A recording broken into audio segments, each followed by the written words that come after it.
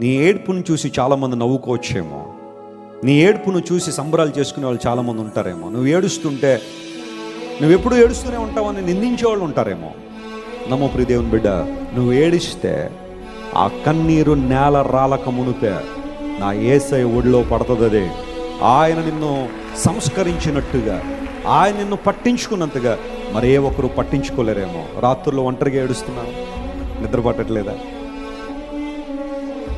భయంకరమైన ఒంటరితనాన్ని వేధిస్తుందా?